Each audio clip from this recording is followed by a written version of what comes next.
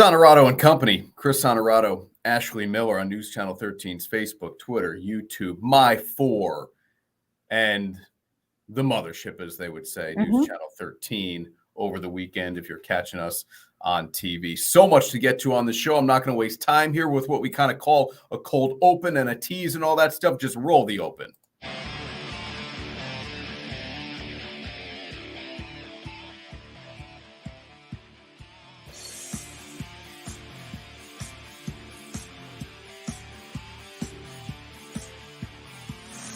This is Onorato Company, brought to you by Alphabet House.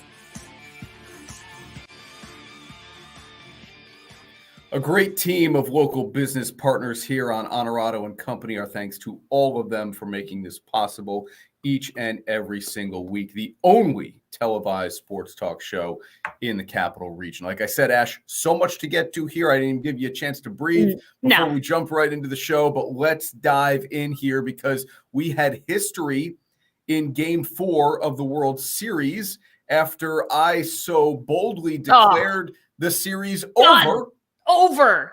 The Astros are out. It's over. No. Well, that's what happens when you say things like that. Philadelphia had one of its aces going in Aaron Nola.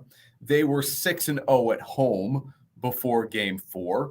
They had just shut out the Astros. They had hit 5 home runs, and then what happens? They don't get a single darn hit. Now, look, I'm not upset about this, but they didn't get a single darn hit in that Game 4 loss. And now we've got an even series, and the fun and the intrigue is back on. Yeah, I've watched more of the World Series than I thought I would because I dislike both teams. But I dislike the Astros more. So last night wasn't a fun time for me. I watched most of it. Not most of it. I guess 2/3 of it maybe. Christian Javier, man, he's had the best pitches. I'm going to say he's the best pitcher in the postseason. He's had the best pitches in the postseason. He's got the best fastball in the postseason. And it tops out at like 94. I mean, this thing is not blazing by, guys, but it's up in the zone. It dances a little bit. There's obviously some sort of deception to it that it's getting on guys faster than the radar gun is showing us. And he did this in late June where he handed a no-hitter over the Astros bullpen at Yankee Stadium, and it was a combined no-no. And I said then how these things don't exist and shouldn't count and whatever. But he did it again on Wednesday night, and a combined no-hitter, the first of those in World Series history. It's just the second no-hitter ever in the Fall Classic. Of course, the 1956 Don Larson perfect game is the other. And he's the first pitcher to start in multiple no-hitters multiple combined no-hitters in his career, and it happened in one season. I like that. Yeah. Okay. Yeah, I like that. All right. So we've got a series, right? So we've got a series now. Listen, Astros in 7 doesn't look so bad. Every game it goes a little further. We've got to go, at least 2 more games here. So. Yeah. Yes, we've got a series. Game 5, Thursday night, will give us Verlander and Noah Syndergaard. Interesting play here by Philadelphia. Syndergaard is still listed as the scheduled starter. Verlander's never won a World Series game. That to me it's mind-boggling. Now, when he got there with the Tigers in 2006 or whatever it was, when the Cardinals beat him, they got swept. Okay. But he's been there now enough, I thought, with the Astros. He's had to win one of these. He's 0-6. And it's not like he's 0-2 in 8 starts. He's 0-6. So when he starts a World Series game, Ash, not only does he lose, but his team loses. That's a big deal for a first ballot Hall of Famer. And he is going to be a first ballot Hall of Famer. For sure. And it's not, like you said, it's not no decisions. It's not like he's just not pitching well enough to get the win. He's getting the loss in those games. So concerning, but if it were any other person, I would be concerned. Like I said to you in our KPM Restoration Rapid Reaction yesterday, I think this is the type of guy that you can't worry about that. He's going to be a Cy Young winner this year. I hope not. I hope he doesn't pitch like a Hall of Famer tonight. I'm on the other bandwagon, Sam. Yeah. I'm on the Philly bandwagon. But yeah, it should say fickle Chris in how we're going to ride your roller coaster of emotions here with the World Series. I'm a fan. Fans are fickle. That's the way it works. Here's my one question, and we'll leave it at this unless you want to make a different prediction from your Astros in 7, which, as you said, is looking pretty good right now. Can pitching one game make a World Series MVP? If the Astros go on to win this World Series, and let's say they win in 6, let's say Philadelphia doesn't get another one, and Verlander gets it done, and then they still are going TBD on Game 6. But let's say the Astros win this thing in 6. Can Christian Javier be the MVP? No. But the series has turned potentially on that one start. If I'm telling you the Astros are going to win the next 2, where it looked like they were done, they had gotten shut out, they'd given up 5 home runs, the Phillies hadn't lost at home, it all looked doomed for Houston, that everything then turned on that one start. That's not good enough? No, for me, it's not good enough. Like, I get it. It was a combined no-hitter, but it was 6 innings. He didn't throw a no-hitter. 6 innings of no-hit ball. They got to win. There has to be somebody else. Yeah. No. All right, Sam, we agree on that one. There has to be somebody else that offensively carries this team over the next 2 games, 2 wins if they are to win the World Series, that they could pick over a guy who won 1 game with 6 no-hit innings. For me, that's a no. As a starter, you have to win 2 games in order to get World Series MVP. That's in my opinion. All right. The other big stuff happening this week, all the trades in the NFL, my goodness. 19 since the start of the season, double-digit trades on deadline day, which ties a record. These are some of the bigger names on the move. One jump out to you here, Ash, that maybe caught you off guard, or you said that's a game changer? Yeah, I really like the Bradley Chubb deal. It addressed an area of need for Miami, and I think I like the Hines to Buffalo, but like I said to you, Devin Singletary to me is a good running back. He's a pass-catching running back. They didn't have to have him to put them over the top. I think it's possible that Bradley Chubb takes that team from maybe being a fringe playoff team to putting them into the playoffs. So I think that's why I would say like that to me is the one that kind of jumps off the page, because he might take them from to okay, yeah. I think Buffalo's in no matter what. If they didn't make that move, Buffalo's in, so it doesn't matter. Yeah, but yeah, I think I like Buffalo's going to need options when they eventually again meet Kansas City to try to beat them for a second time in the same season. I've told you I love the TJ Hawkinson move here. Now, I don't think Kirk Cousins is a Super Bowl winning quarterback, but I love that the Vikings have given him another receiving weapon with the injury of Irv Smith. You go out and get TJ Hawkinson, really, really good receiving tight end. My most impactful trade, though, you said it's Bradley Chubb for you to Miami. It's Roquan Smith. So I'm cheating a little bit because I'm going a day earlier than the trade deadline itself. But Roquan Smith, with the middle of that defense, a defense that needs some toughness, needs some tackling. Smith brings both of those things to the table. The problem is going to be running into Buffalo and Kansas City. But I do think now that Baltimore is and should be the favorites to win the AFC North. We've seen Cincinnati continue to scuffle.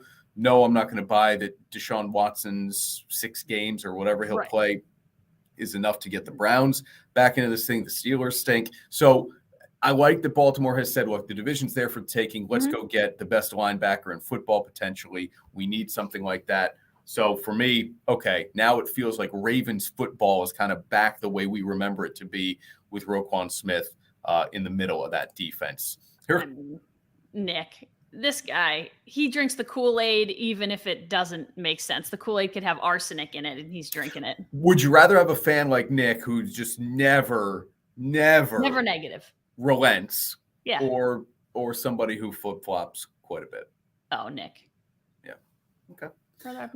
Couple of big name receivers also on the move, not for this year, but for down the road, which is kind of interesting that teams viewed this trade deadline as let's get better, not because we know we're going to win this year, but let's give our quarterbacks help for down the road. And that's Justin Fields in Chicago. It's Trevor Lawrence in Jacksonville. 2 good receivers trying to help out young quarterbacks. I like the moves of both teams to be aggressive. Yeah. As a Packers fan, you never see this. They've never helped their quarterbacks in terms of receivers unless they've drafted them. and they don't even do that. So they could have gone to get Chase Claypool. Could have tried. I like these moves here by Chicago and Jacksonville to say we've got young quarterbacks that we believe in. Let's get them some help.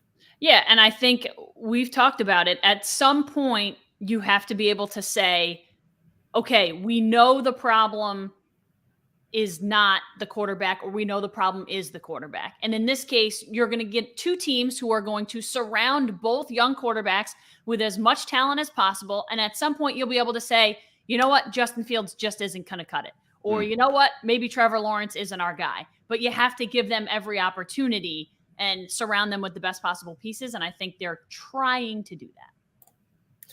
It's an interesting question here from Sam. Lamar, Kirk, Dak, who, if you had to bet money on one of those four guys, who are you putting your money on? Right now, maybe Tua. But I also think Dak just has the best team. So if he can play as well as he did last week, I think they're set up better. I know, obviously, like you're asking individual performance, but he's got a good enough team around him that he doesn't have to be great in order for them to win. So maybe it's Dak for me, but I think Tua is interesting. I flip-flopped on Tua. Not that I flip-flopped. I'm not a big Tua believer, but he's proved a lot of people wrong. So I wouldn't be surprised if he does well in the postseason. Yeah, no, I would absolutely agree with that.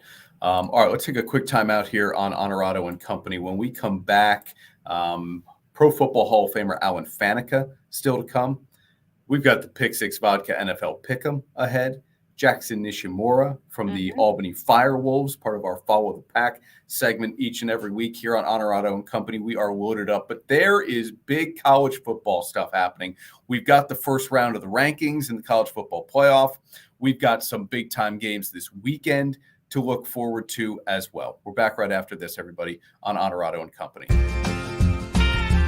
I don't care what kind of stories that's been told on you.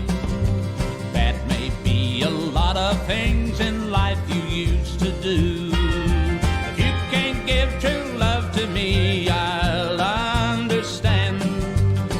Just do the best you can. Michelob Ultra, 2.6 carbs and 95 calories.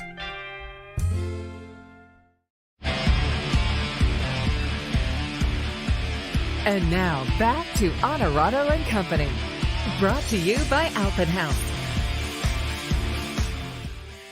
And brought to you by Performance Industrial as well. Our guy, Bill Miller, part of the Real Men Wear Pink campaign, raised a ton of money. He does great things with Folds of Honor as well, a great organization. And he is one heck of a businessman as well. Yeah. Partner of the show. We appreciate that. Epoxy flooring, duct cleaning. There is no job that Bill Miller and his team at Performance Industrial cannot get done for you. Ash, that leads us into our weekly segment, Dirty Difficult Done. And now, Dirty, Difficult, and Done. Presented by Performance Industrial. Dirty Difficult Done every single week here on Onorato Company.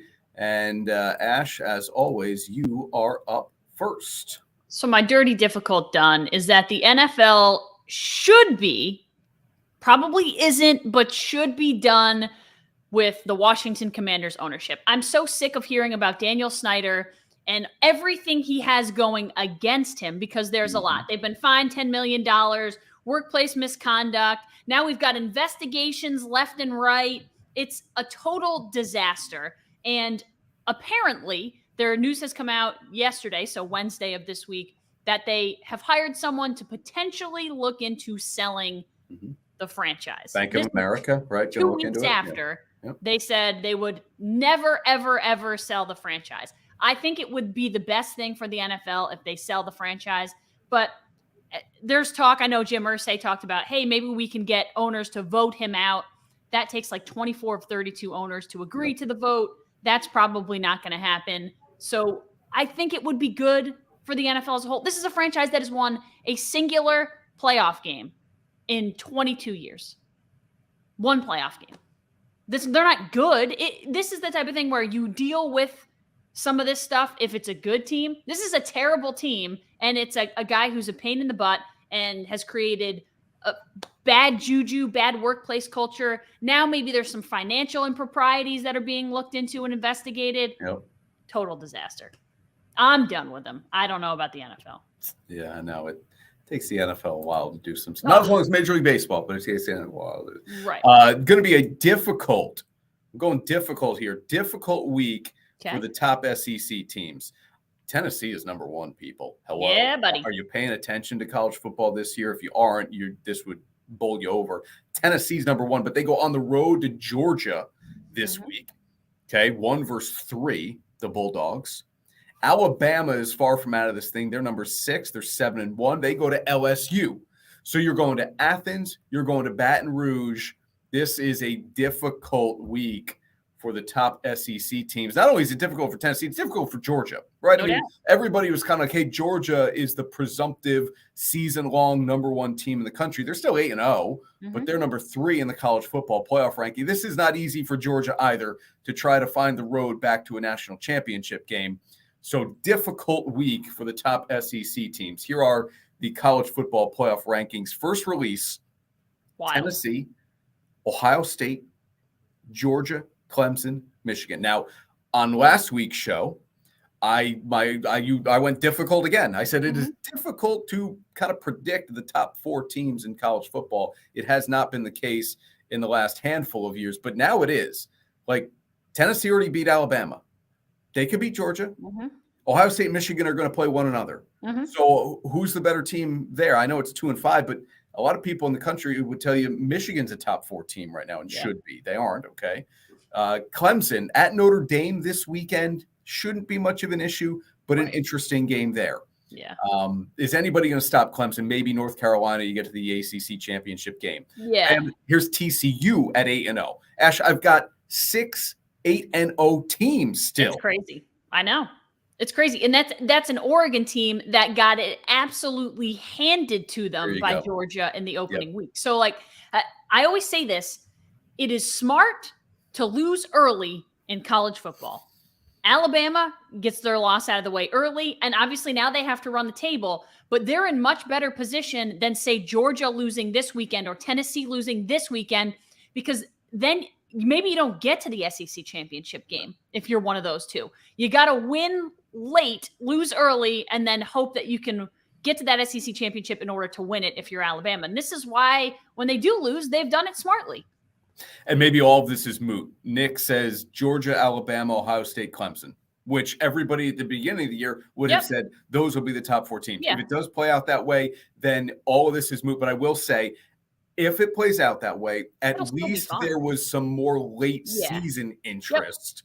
And we still ended up with what people would tell you are the best teams in the country. Michigan is back, which is good for football. Tennessee at number 1 is something that I'm not sure anyone could have told you they saw coming 2 years ago. This is Josh Heupel's 2nd season. We were kind of surprised by that. You thought it was his 3rd. It's his 2nd season, and he has taken this team from the depths to the top. And they're legit. I mean, very good. They are legit. I'm excited for Georgia UT this weekend. But yeah, it's new teams. It's a little bit of fresh blood. A team like TCU, they have a train wreck of a schedule coming up. They've got all kinds of tough games, but it's cool to see different teams in the mix this late in the season. Starts with Texas Tech this weekend for TCU. All right. Hall of Famer Alan Faneca. You remember him from the offensive lines with the Steelers and the Jets and the I almost went Canadian there. The offensive line. Offensive line. Yeah, with the Steelers, Jets, and Cardinals. We're talking with the Pro Football Hall of Famer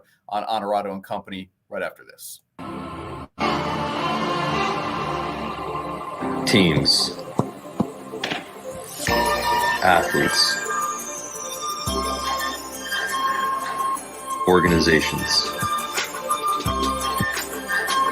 We're transforming the custom apparel industry through products and purpose.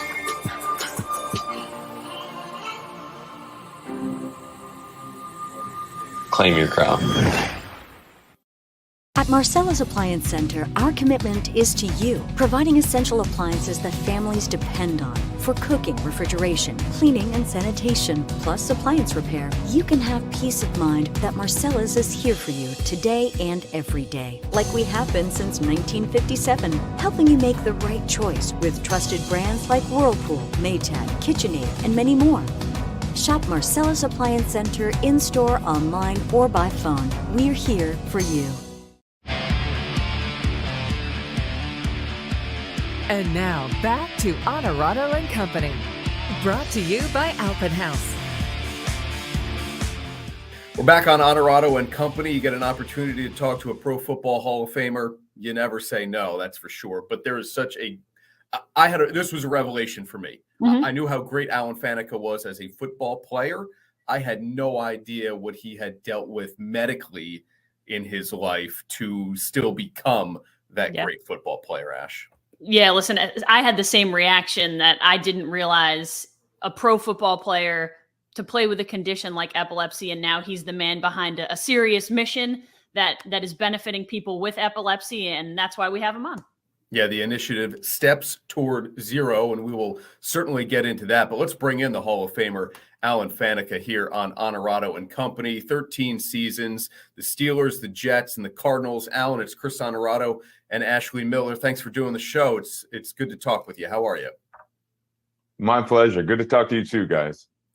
We'll talk about your diagnosis now, 30-some years ago, 31 years ago almost, and how you were able to play beyond that. But you know what? One of the things that jumped out to me was you're a high school football coach. At one time, you were the highest paid offensive lineman in the NFL. My guess is you don't have to be a coach. What makes you want to be a coach? You know, it's really an opportunity to give back to the community is the way I look at it. You know, I joined them just helping out in an assistant coach capacity when I could, and it just kind of developed into getting more dedicated. And then the head coach retired and moved on to coaching the golf team. And so it just looked like an opportunity and a fun opportunity to jump in and kind of take the helm and be in charge. And I've really enjoyed it. I mean, is that the most natural retirement ever? Football to golf. Yeah, makes sense. Yes. Alan, was there ever, listen, you're diagnosed at 15 with epilepsy. That's back in 1991. You're a football player then, I imagine. Was there ever any worry that would derail what ultimately ended up being a Hall of Fame career? You know, there was a lot of concern. You know, this is before the internet, right? This is before all our questions get answered by, talking to your phone. So there were a lot of questions. You know, you're going through all the testing, getting all the answers. And then, you're going to your doctors and talking to your doctors, and you're asking them all these questions. And, you know, once we got past all the basic life questions, how does this going to impact my life? You know, then you start getting to the extra stuff like, hey, I play football, I play basketball. How can I still continue to play sports and be active and do all these things if I have to be concerned about that? And, you know, really the support from my family and the doctors really got me through that. And, you know, he told me to go out there and do what I loved and to keep chasing my dreams. And, you know, I never asked again after I got that answer. It turned into 9 Pro Bowls, 8 All-Pro selections, a Super Bowl title, a memorable playoff run, certainly for Jets fans, behind one of the great offensive lines that franchise has ever had. And they've had some good offensive linemen, that's for darn sure. But with Thomas Jones and Sean Green, I remember that rushing attack for the New York Jets, Alan. Yeah. Ground and pound. Yeah, you know it. Exactly. And the defense was pretty good too, allowed you guys to play that kind of game. Okay, so Ashley, kind of asked you, okay, what's the worry level once you're in the NFL? Are you looking back and thinking, my goodness, I can't believe I got here? Or did you learn that other guys were also dealing with the same thing in the NFL? You know, there were a couple other guys when I was playing at the same time had epilepsy. You know, we had discussions, we met, but, you know, it's just another thing that you deal with. You know, I tried not to let it impact me in a way, and just something I dealt with every day and just kept moving forward, and just, was always on my task when I was playing, always trying to work and get better and take care of myself as well was just part of my journey. Alan, can you explain what the Steps Towards Zero movement is and what your goal behind it is for people living with epilepsy? Yeah, the Steps Towards Zero is brought to us by SK Life Science, and it's really a call to action to empower the community and help everybody try and reimagine what zero can mean to them. You know, zero doesn't mean to me what it means to, you know, person A, B, or C, but we all have our own journey, and we can all revisit that journey and find the community out there. Let everybody know that we're not alone, that there are other people with epilepsy, and you can talk about it, and you can get out there and find those people. You know, it's really striving to find what your zero is for you, and that's what we're trying to do. Because so many people with epilepsy, they have it and they just kind of go with it, right? And you just, you know, it might be a year, it might be 2 years, it could be more, and you haven't revisited it, right? What are your goals for life? How can your epilepsy path be changed and be different? And that's what we really are trying to get the word out, is for people to get out there and revisit it and find out what their zero is. And you're in the minority, right? I mean, I know more than half of people who in the US who have epilepsy continue to have seizures. That's not the case for you anymore. But this is still a very personal thing for you. Not only are you epileptic, Alan, but you have a daughter who is as well. Is that right? I do. You know, my daughter's path is completely different from mine, but you know, it's really a blessing. It's been a blessing as a father to have gone through it and to know what she's feeling, especially when she was just an infant and not able to communicate how she was feeling, what she was going through. I had a pretty good idea. So in a lot of ways, it's been a blessing that I have epilepsy, so that I'm there for her. Can help the family understand what's going on with her, especially when she was a lot younger. So it's been a blessing in a disguise, but you know, it's something that I try to impart on her, is that it's, you know, it's not who we are. It's only part of who we are, and we just keep moving forward, and we keep you know, we got a little more to do during the day than everybody else, and that's fine, and we just keep moving.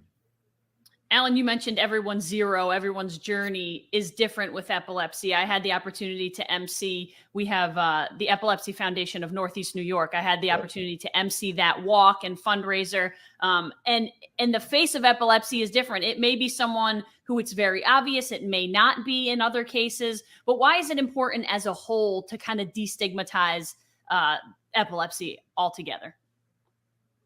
You know, Hollywood does a good job of scaring people. You know, they get paid to do that, and they give the big grand scheme of things. And that's really all that people know. If you don't know somebody with epilepsy, that's all that you know, is what you see on TV and in the movies. And, you know, it's a big, scary thing that they present to you, but that's not all that person is. And it's part of a conversation, is trying to engage people to discover a little bit more about it, and to let people who have epilepsy to know you don't have to hide behind what that stigma that Hollywood creates. That's just what Hollywood creates. That's not you and your journey. And for people with epilepsy to kind of stand up and take charge and not be afraid and be scared, and to know that 1 in 26 people have epilepsy. So there's somebody that they know that has epilepsy. And the more you talk about it, the more you're going to find other people, the bigger your community, your support group is going to become. I just have a couple more for you, Alan. I'll give Ashley the last word here. I see the LSU helmet behind you. Are they beating the Tide this weekend? Definitely. Is there any doubt? And then second, Bill Cowher, Mike Tomlin, Rex Ryan, who among your other coaches, maybe it's one of those three, was the most intimidating guy you played for? Most intimidating guy. You know, Coach Cowher had that scowl and that jaw that, you know, kind of made him famous on the sideline. I would say he's the most intimidating. You know, I think Rex Ryan would be like the most intense, passionate speech giver of any of my head coaches. So I think everybody brought their own little piece to their head coaching journey. But I think Coach Cowher was definitely the most intimidating. Okay. Has it been hard for you? I know you're a Steelers guy through and through. Has it been hard for you to watch the Steelers and or the Jets struggle as they have, but what have you seen from Kenny Pickett that makes you think, maybe they've got something? It does get hard sometimes because, when you're done playing, you just become a fan. I'm a fan again, right? So you're always looking and watching and rooting for, every team I played or anywhere I know somebody, a coach, and you're cheering for them. Kenny's a rookie and he's going to have a lot to learn from. I think there's a lot of positive that he's out there doing. I think what's going on with the Steelers currently is a lot more than having a rookie quarterback. So I think there's a lot of challenges for the team as a whole to fix and get better. And then everything else will kind of fall in place, hopefully. An epilepsy diagnosis did not stop this guy from going all the way to the Hall of Fame. Steps toward zero. Check it out. I educated myself about this when we had the opportunity to speak with you, Alan. I know other people will after hearing this conversation. Thanks for taking the time. Thank you, guys. Happiness is found in simple things. The sun on your face, sharing laughs, at the campground, getting wet, relaxing together, the love of family. There's never been a better time to go outside and play. Alpenhaus Pool Spa Boat and RV, bringing families together and creating memories since 1964. The Pack is back! The Albany FireWolves professional indoor lacrosse team returns to the Capital Region and MVP Arena this December. Get your tickets now for our season home opener when we take on UAlbany lacrosse legend Connor Fields and the Rochester Nighthawks on Saturday, December 17th at 7 p.m. Season tickets, flex plans, family packs, and game tickets are on sale now at albanyfirewolves.com. Join the Pack!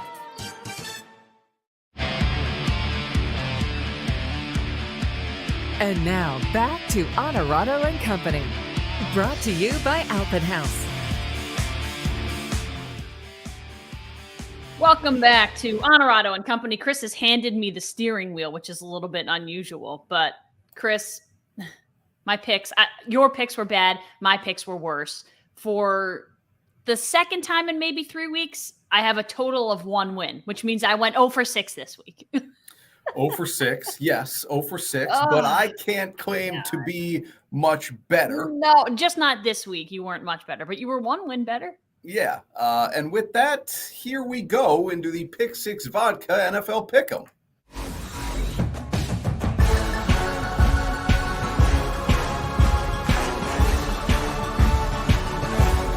And now your weekly NFL Pick'em.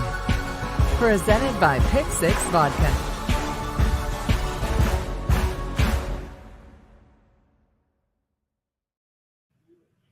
Maybe we can get a little bit of help from a friend.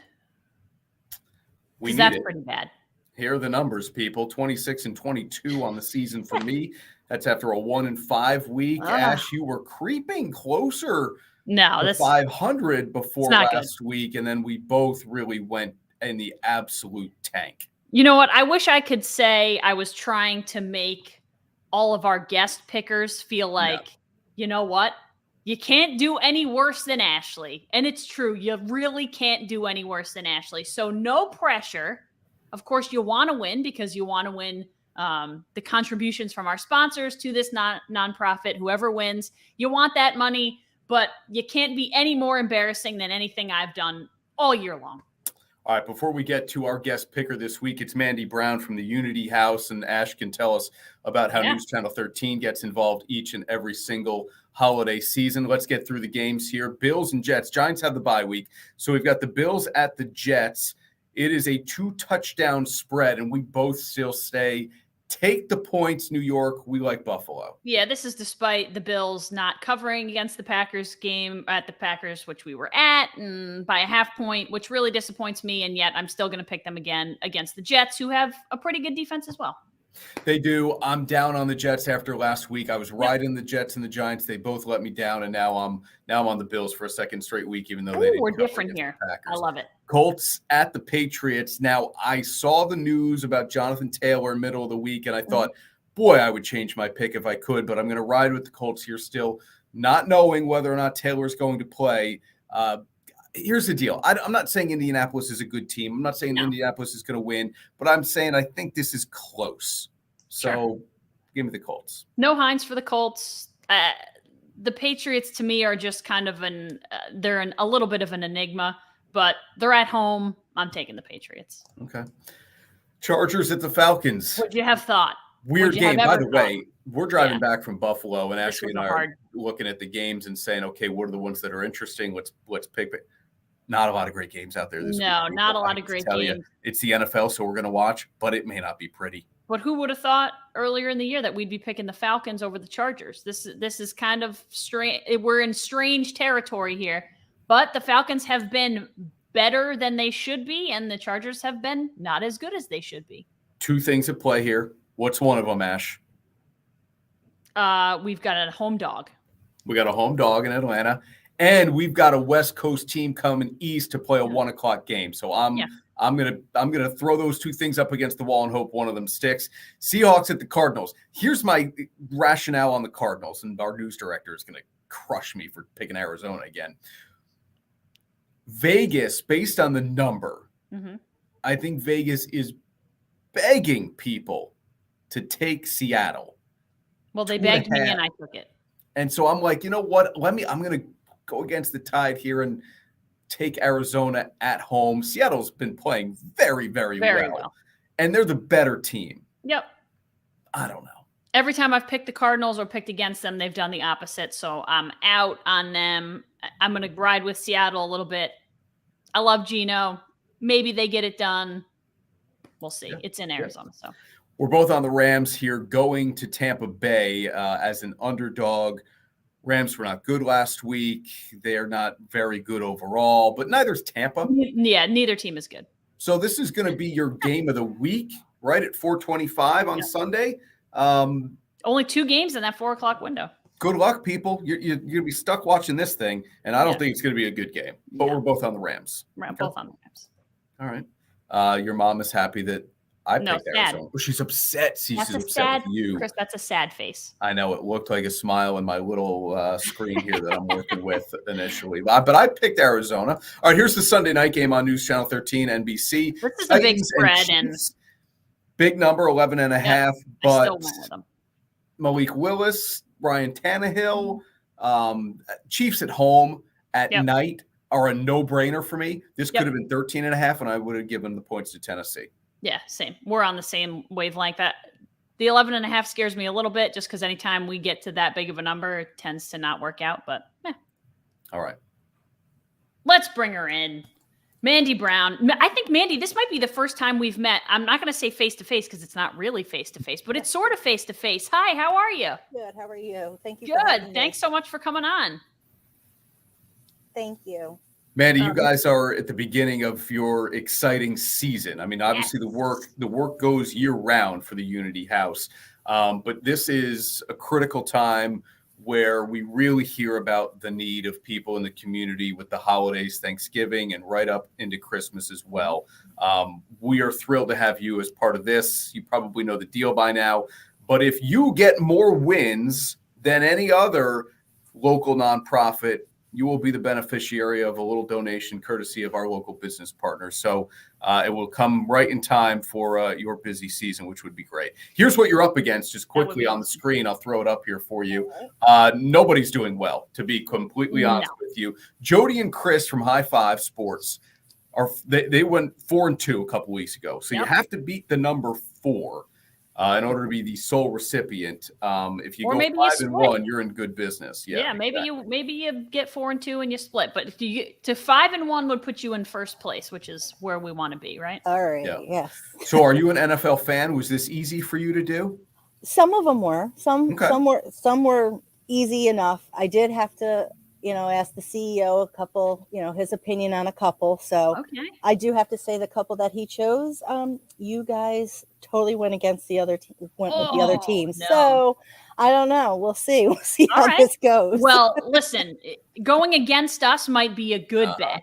Seeing as how we went last week, going against us might be a good bet. All right, game 1, we're all on Buffalo. I think that's a good thing, Mandy. I think Buffalo is a good pick. You guys picked Buffalo as well. Do we got Bills fans in the house at the Unity House? Oh yeah, I am definitely one. So have been since I was little. So my whole family. Yep. So that's your team. So you gotta ride with your team. Then that's a good pick. I like it. Then you go to the Colts, but here's where you said there would be a twist, and that's the Chargers in our third game of the week. You like the Chargers against the Falcons, maybe with a little bit of help here, but that's an opportunity to get one on us, even though we're not all going head to head here. It's an opportunity to look smart amongst the crowd, and then Seattle after that as well, Mandy. Yeah, we did. Yeah, those two were. My CEO picked those two. He was taking the point spread. That was his. That's what he was gearing it on, is the point spread. So I kind of agreed with him, but we'll see. That's the toughest part of picking these games. Obviously, we're not just picking winners, and it's the confusing part for some people. Like, well, but I won the game. Yeah, but they didn't win by enough, so you didn't win the game, and that's what's killed me all season long. Sometimes you pick the winners and you still don't get the win, which is unfortunate. Rams, you went Bucks, so you went against Chris and I for the Rams Bucks game. Which, are you a Tom Brady fan? I'm not, but my CEO was all for the Bucks. He thought the Buccaneers would do the point spread against the Rams. So. All right. Well, I can appreciate that. Anytime you just ride with Tom Brady, I think it's generally a safe bet. It hasn't been so much this season. Right. And then we're all on the Chiefs. So Bills, Chiefs, top and bottom, the biggest point spreads of the week. And I think we're all kind of supportive and think that the Bills and the Chiefs are two of the best teams. So they're going to cover two of the bigger spreads.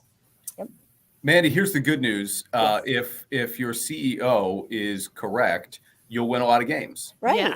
If he isn't, you have reason to make fun of the boss, which is always good. Right. You can blame it on him and be like, well, I didn't pick all those games. It's your fault. Right. Mandy, here at News Channel 13, we love being partnered up with the Unity House for, I always call it Adopt a Kid. I know it's your holiday program. We've adopted a few more kids this holiday season. Can you just tell us a little bit about that program in particular and why this time of year is so important to this particular organization? Sure. So we have our children's holiday program. We hold it. We do it every year. We start preparation in October.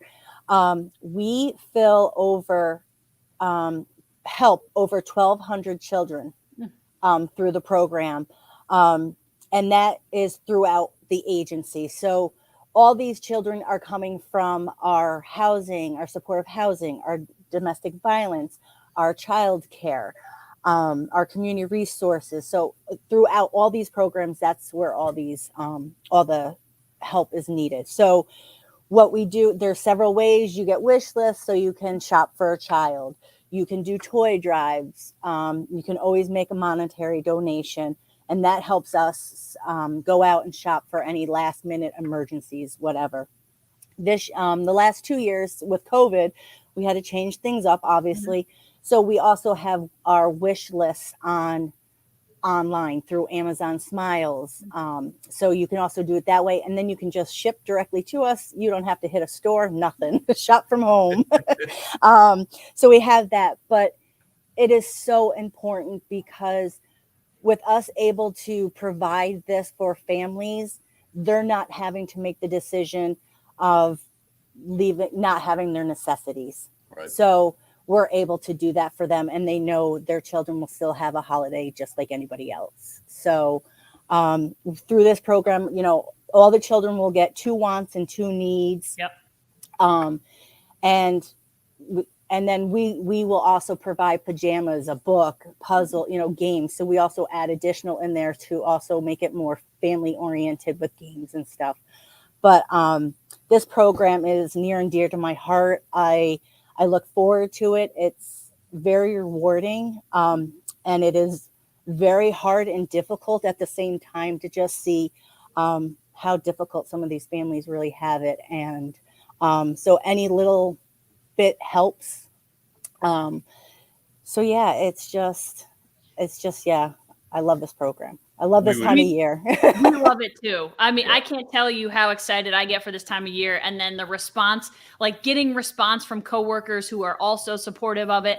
And we have some people who just want to donate money and don't want to go out and do the shopping. And then you've got crazy people like me who are just like, I want to get everything. Like, give me your money. I'm going to go out and spend my own money. Like, it's such a great program. And listen, it's not the only thing that the Unity House does. We know that, but this is the time of year when this is the big thing going on at the Unity House. Yes. Yep. Yeah. And I'm one of those, I go out Black Friday before I even come to work at 7 a.m, hit some, I get the Barbies and Hot Wheels and stuff and, get some of those deals and I bring them in. So yeah, it's just, it's amazing. It's amazing. And I have to say, the Capital Region is so giving and so supportive that it wouldn't be possible to help all these families without them. So, it's a shout out to them for their support, continually for this program. And having been part of it, we would encourage anybody who's able to get involved this holiday season or any time of the year with the Unity House. The need is great. It has certainly not subsided post-COVID. As with the economic situation the world is in, people are feeling it as much now as ever before. Mandy, thanks for taking the time with us here, doing the picks. Good luck gathering all of the toys and all the necessities as well ahead of the holidays. And I know we'll be seeing you soon. Great. Thank you guys very much. I appreciate it. Thanks, Mandy. All right. So Mandy can give her boss a hard time if the picks don't turn out well, but she could also be a good beneficiary of what we're trying to do here on Onorato and Company, which is cool. All right. When we come back here on Onorato and Company, we've got Jackson Nishimura from the Albany FireWolves with us, part of our Follow the Pack weekly segment here on the show. Back in less than a minute, everyone. You've heard of unsung heroes. The men and women of Naiskoba are the unseen heroes. For the past year, you've learned about our many charitable endeavors. Now it is my privilege to share with you the work performed by our members, the 20,000 state correction and law enforcement officers shielded from view. They work in difficult and dangerous conditions and are an extension of the police who protect our neighborhoods. Naiskoba honors New York's police and firefighters and salutes its own members who help deliver a peaceful night's sleep. Fire, water, smoke, mold, and sewage cleanup. Reconstructing your home after a disaster can be both stressful and demanding. KPM Restoration will work quickly to restore your home. We'll help provide complete damage restoration to your property. My problem was that I was traveling. There was a leak in my basement. We called KPM. They came in at 9 o'clock at night and were there till 2 o'clock in the morning until the problem was solved. KPM Restoration. We'll get you back to normal.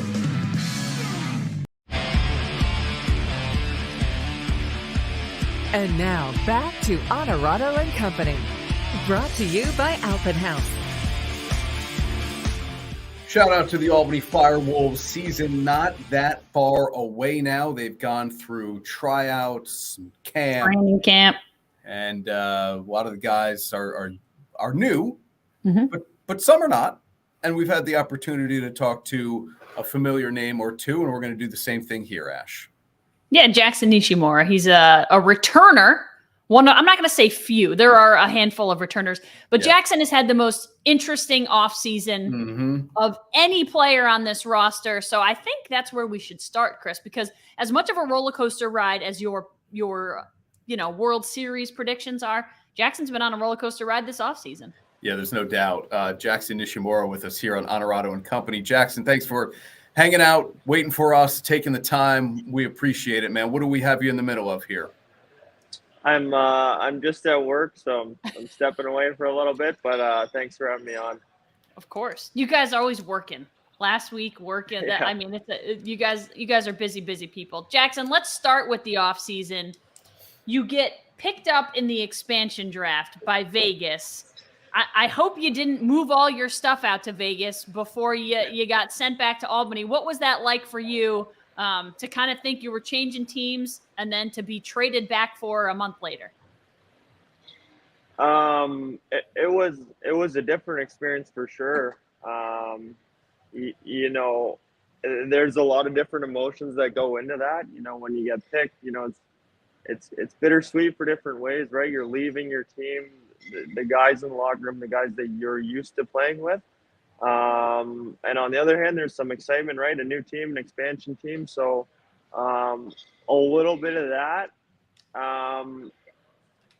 But with that kind of small time frame when I was with Vegas, I guess for about a month, I was still talking to my teammates here and everything, so it hadn't really sunk in, I guess, yet, just because we hadn't gone down or started playing yet. So, I'm pumped to be back. I'm happy that a deal got worked out to be back in Albany, and I couldn't be more excited to get this year going. So this isn't like a girlfriend breaking up with you and then a month later realizing she made a mistake and wants you back. You're excited to be back. Yeah. Yeah, no, for sure. I think anytime you get the chance to play where somewhere where you feel wanted is obviously a good feeling for a player, and it's a place I'm used to. The guys in the room. A lot of new faces, but there's a handful of returning guys, which I'm excited to get to continue to play with those guys and play with the new guys that are going to join our team. And yeah, just a familiar setting. So yeah, there's no ex-girlfriend type deals or getting back together or anything like that. Jackson, where's home for you? Toronto. Okay, that's where you are now. Yeah. Okay, and did you come down? You were down to training camp. Did you get on that bus of all those Toronto guys? Yes, I was on the bus. Yeah. How was training camp, and what can you accomplish? I know it's just 3 quick days, but what can you accomplish, especially with so many new faces like you mentioned? How can you kind of build on that one weekend? I think it's the first step for a long season, right? I think you can get a lot done in terms of setting the tone, right? The culture that the leadership wants to kind of build from the top down. So I think it is a brief period of time, but there is a lot that you can get accomplished. It was obviously awesome to get back and playing. I think that goes without saying that all the players were and the staff were really excited to be back. So. We had a good weekend. It was fast paced. We played a lot. There was a lot of new players that were really good. So yeah, I think the first step along the season journey. But I think we put that foot in the ground and we're moving in the right direction. So getting ready for the next one here, I guess, pretty soon. Here's the good news. Easier trip, Toronto to Buffalo to start the season. And then the home opener for fans is December 17th against Rochester. Jackson Nishimura with us here on Onorato Company. Follow the Pack, our weekly segment here with the Albany FireWolves. How much does last season leave a taste in your mouth in terms of motivating you, maybe personally, for this season, but also is that a message you have to convey to the new guys that, look, we were good last year, but we were certainly short of what we wanted to accomplish? Yeah, I think, we're all competitive. I don't think that message, I think everyone in their own right is a professional and they want to win and compete. So I don't think in terms of that, any messaging has to be conveyed outwards. I think everyone's kind of got that within and knows the reason why we're there.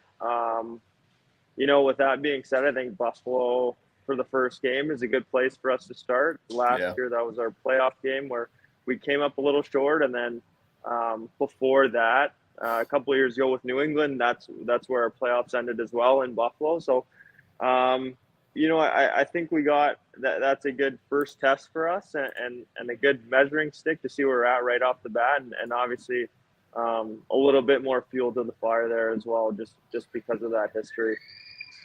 Jackson, who is a name that fans should look out for that will be new to them? Like, where does this offense come from with so many different pieces on that end? Oh, there's so many. I think that first weekend playing defense, it wasn't fun to play against all those offensive guys that were so good.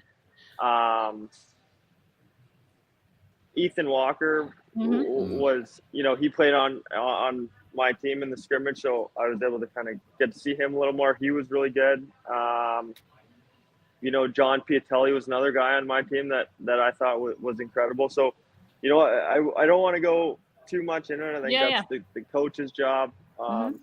you know, but I was very impressed with the whole group across the board. You know, they were definitely not making it easy on us, even though new group, but they meshed really quickly. So yeah, I think I'm excited for that group.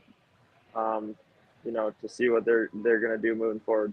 Yeah, listen, FireWolves fans will remember Ethan Walker. He was a star with the Georgia Swarm against them last season, so good to have him on the same side this year. And John Piatelli is a rookie that you mentioned, 3rd-round draft pick of the FireWolves this year. So you get a couple, you know, rookies. You get a couple. We're not going to call them veterans. I don't know that Ethan Walker is really a veteran, but a couple of stars in the league to add to this team, and it should be a lot of fun this season.